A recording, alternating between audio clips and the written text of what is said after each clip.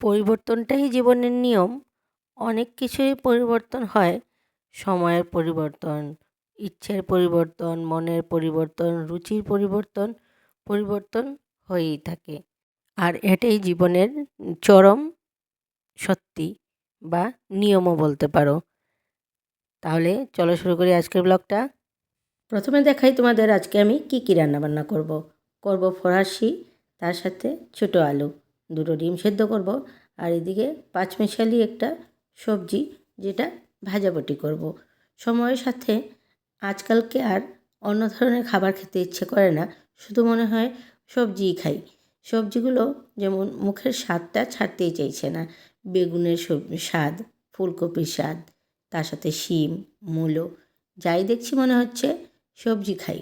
সবজিগুলো এত ভালো লাগছে, সব কিছুতেই সবজি ব্যবহার করছি আজকাল।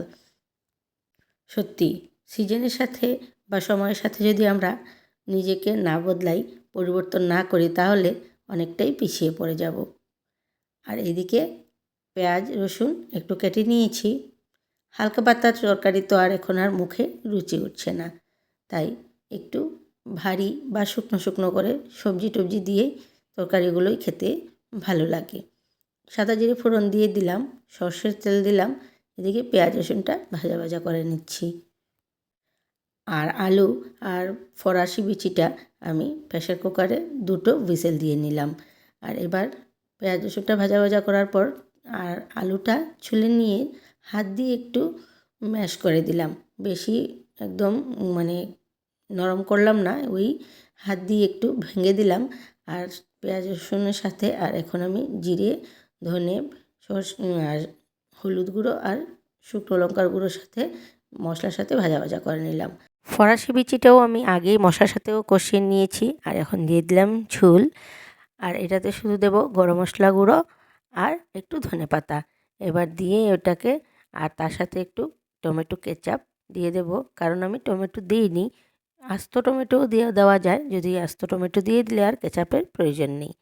যবে থেকে আমি এই রান্নাটা শিখেছি, তখন থেকে প্রতি বছর এই ফরাসি বিচি আসলেই আমি এই তরকারিটা রান্না করে একবার খেয়েই থাকি। এত ভালো লাগে খেতে, আর যেই খায়, যাকে খেয়েছি সবাই খুব পছন্দ করেছে। সেকেন্ডে এসে পড়লো, আবার আমি সর্ষের তেল দিয়ে দিলাম।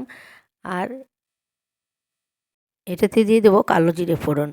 ছোট ছোট পাতলা পাতলা করে আমি বেগুন, শিম আর আর একটু ফুলকপি কেটে নিয়েছিলাম, যেটা আমি দেব মাছ রান্নাতে। কিন্তু এই বাঁশপাতা মাছে কোনো ধরনের সবজি, শুধু বেগুন ছাড়া আর কোনো ধরনের সবজি ভালো লাগে না। কিন্তু আমি চাইছিলাম আজকে একটু এক্সপেরিমেন্ট করতে। মাছটার সাথে হলুদ গুঁড়ো, জিরে গুঁড়ো, শুকনো লঙ্কার গুঁড়ো, নুন, কাঁচা সর্ষের তেল আমি সব মেখে রেখে দিয়েছিলাম। আর এবার সবজিটা একদম পুরোটা মানে ভাজা ভাজা হয়ে যাওয়ার পরে আমি মাছটা দিলাম, কারণ বেশিক্ষণ তো মাছটা রান্না করতে পারবো না। তাই সবজিটাকে আমি প্রথমে ভালো করে এটাকে মানে রান্না করে নিলাম, তারপর মাছটা দিলাম। একটু উলটপালট করে মশলাটা একটু ভাজা ভাজা হয়ে গেলেই আমি এটাতে সামান্য একটু ঝোল দিয়ে দেবো। আজ এই মাছটাতে আমি একটু সবজি দিলাম। অনেকেই মানে ইচ্ছে করছিল যে সবজি দিয়ে এই মাছটা কীভাবে লাগে খেতে, তাই আমি একটু এক্সপেরিমেন্ট করলাম। আমি জানি আমার হাজব্যান্ড পছন্দ করবে না, কারণ এই মাছটা ও একটু মানে শুকনো শুকনোই খেতে ভালোবাসে। তাই আমি শুকনো শুকনো করেই রান্নালাম, কিন্তু একটু সবজি দিলাম। মানে ওই যে বললাম না, সবজির যে কী স্বাদ মুখে লেগে গেছে, মনে হচ্ছে সব কিছুতেই সবজি খাই। এই সিজন চলে গেলে আর এই সবজির স্বাদটা পাবো না, তাই মনে হচ্ছে সব কিছুতেই সবজি খাই। তা না হলে এই মাছে কোনো ধরনের সবজি, শুধু বেগুন ছাড়া কোনো ধরনের সবজি দেওয়া যায় না।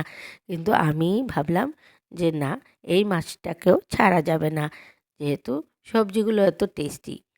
তারপর করলাম পাঁচমেশালি একটা ভাজাবটি। এবার কালো জিরে ফোড়ন দিয়ে সবগুলো সবজিকে আমি একসাথে, তার আগে আমি করব কয়েকটা বড়ি ভাজা। আর সবগুলো সবজিকে ধুয়ে একসাথে আমি নুন হলুদ মেখে এবার ভাজা ভাজা করে ঢাকা দিয়ে দেব। এখন জল দেব না, সবজিটা প্রথমে মজে যাক। তারপর পুরোটা সবজি ভাজা ভাজা হয়ে যাওয়ার পর শুধু এটাতে আমি ধনেপাতা আর কাঁচা লঙ্কা দিয়ে এবার নামিয়ে নিয়েছি। এত ভালো হয়েছিল খেতে, মানে বলার কিছু নেই সত্যি। ভাবছি সবজির সিজন থাকতে থাকতেই ভালো করে সবজিগুলোকে খেয়ে নিই, তা না হলে একবারেই সিজনের সবজিগুলোর সময় চলে গেলে ফুলকপি তো বাজারে অনেকটাই পাওয়া যায়, বেগুনও পাওয়া যায়, সব কিছুই পাওয়া যায়, শিমও পাওয়া যায়, কিন্তু ওই স্বাদটা পাওয়া যায় না। তাই ভাবলাম স্বাদটা ভালো করে নিয়ে নিই।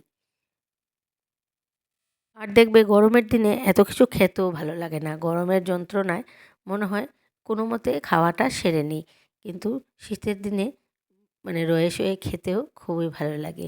খাবার দাবারের প্রতি একটা আলাদা মায়া থাকে। আর এদিকে বেড়ে নিলাম আমার হাজব্যান্ডের জন্য থালটা।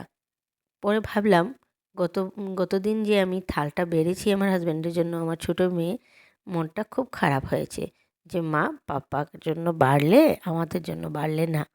তাই ভাবলাম পাপার থালের সাথে সাথে আমার ছোটো মেয়ের থালটাও সাজিয়ে নিই। তাই আমার ছোটো মেয়ের জন্য একটু থাল সাজালাম। ও তো এতটা খেতে পারবে না, কিন্তু থালটা সাজাতে গেলেও তো একটা দেখা যেতে হবে যে থাল একটা সাজিয়েছি, তাই এইভাবে সাজালাম। ভাবলাম ঠিক আছে, ও যখন আপত্তি করেছে ওর জন্য থাল সাজাইনি, শুধু ওরটাই সাজিয়ে। পরে ভাবলাম বড় মেয়ের মনটা ওর তো রাখতে হবে, তাই ওর জন্য একটু থাল সাজালাম।